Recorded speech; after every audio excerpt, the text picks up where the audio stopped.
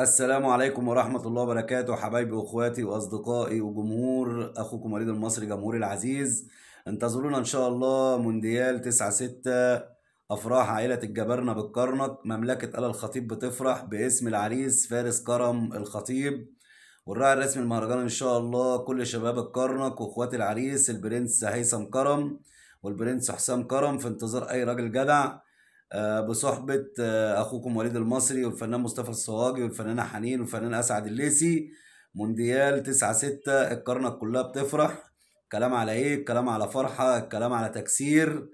آل الخطيب بتفرح وفي استقبال أي راجل جدع، في انتظار أي راجل جدع.